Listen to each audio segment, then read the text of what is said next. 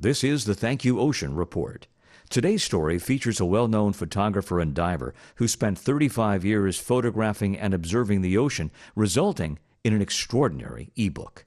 In spending those years underwater, I've seen things change, and they look different now than they did when I first started diving. That is Mark Shargell. My baseline impression of the ocean was formed on Monterey Peninsula in the late 70s when we had things like black abalone that were abundant. That species is now federally endangered, and I haven't seen a live one with my eyes while diving in over 20 years. And Mark realized that his years of diving was just a snapshot in time. So when I realized that my own idea of what was, quote, natural was totally subjective, I thought, well, 35 years actually isn't that long. So what happens if I try to extend my capacity for establishing a baseline image farther back in time? So Mark started doing research and found photographs from 100 years ago from the Public Library in Monterey, along with images from the collection of photo archivist Pat Hathaway. The result is an ebook entitled Yesterday's Ocean. It's essentially a photographic essay using some of my own very contemporary color photographs and then many of the archival photographs I found of the enormous industries based on ocean natural resources, many of which are simply no longer present.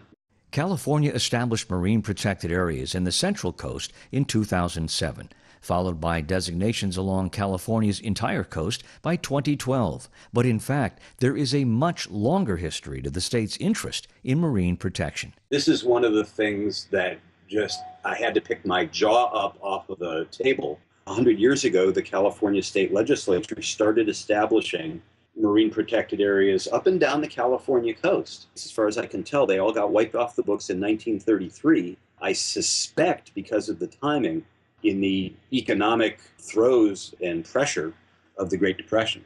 I asked Mark what he hopes his online readers come away with from learning about this history. I guess it would be two things. For people who don't know any of this history, don't even know what we did in the last few years in establishing the new marine protected areas, I would hope that they would, first of all, learn that those exist, because it's the end of the story bringing us to the present day. And for everybody, even people like me who are involved in the policy of making those protected areas, to realize that, believe it or not, we've been here before, and we didn't have the determination and the patience and the tenacity to leave those early 20th century protected areas in place for more than about 25 years.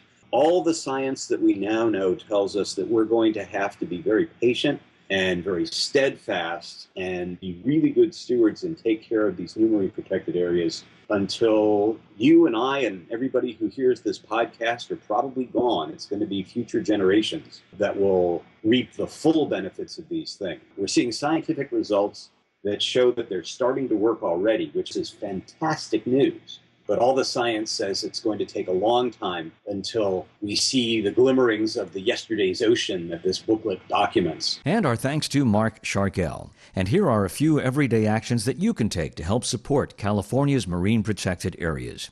You can go out and explore your local MPA. Check out a tide pool, kayak, and just enjoy these areas. You can become a citizen scientist and help monitor them. Links on our website and YouTube page will direct you to further resources.